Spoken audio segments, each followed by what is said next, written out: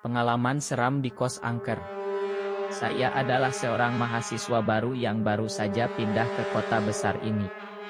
Saya berasal dari kota kecil, dan ini adalah pertama kalinya saya tinggal jauh dari keluarga. Sebagai mahasiswa dengan budget terbatas, saya mencari kos yang murah dan dekat dengan kampus. Setelah berhari-hari mencari, akhirnya saya menemukan sebuah kamar kos yang harganya sangat murah.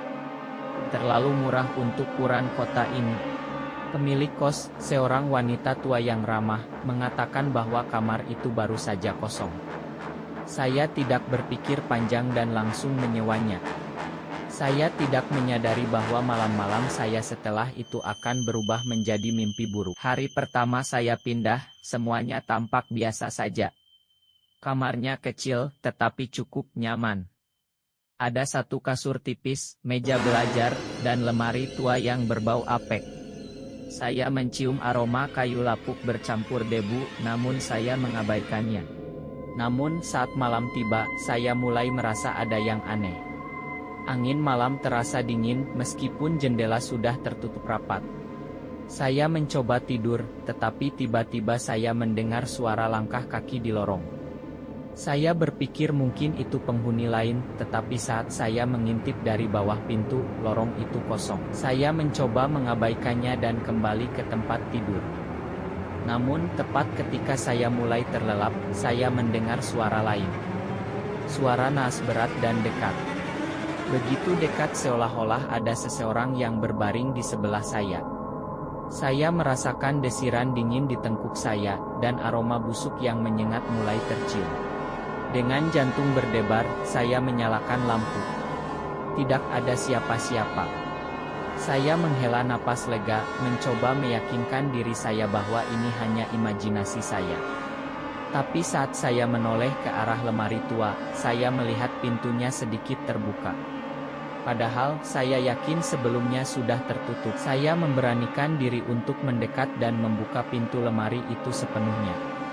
Ruang di dalamnya gelap, kosong, tetapi ada sesuatu yang membuat saya merinding. Di pojokan ada bekas coretan di kayu. Saya mendekat dan membaca kata-kata yang tergores dengan kasar. "Keluar dari sini. Dia masih ada." Jantung saya seperti berhenti berdetak.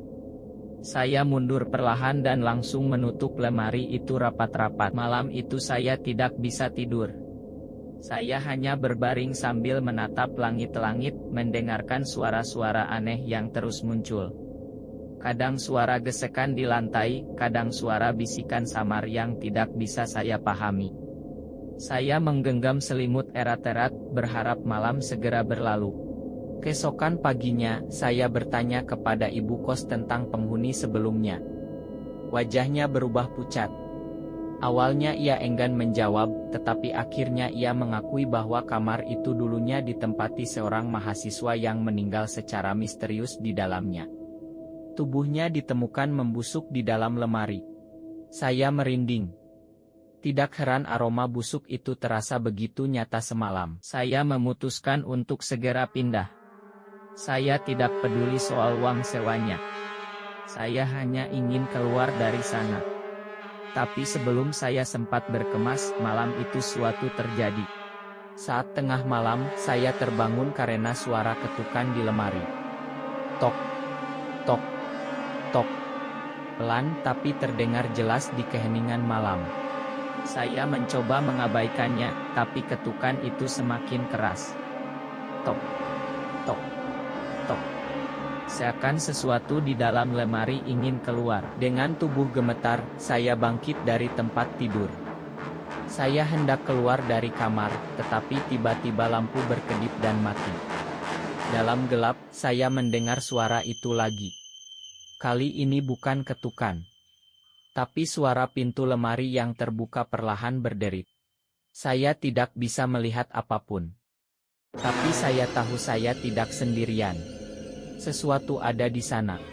Saya merasakan desahan napas di belakang leher saya. Dingin. Bau busuk itu kembali menusuk hidung saya. Saya ingin berteriak, tetapi suara saya tertahan.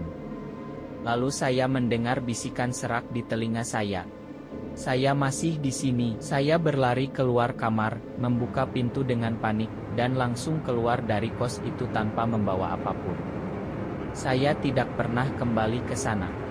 Beberapa hari kemudian, saya mendengar kabar bahwa kamar itu disewakan lagi kepada mahasiswa lain yang tidak tahu apa-apa.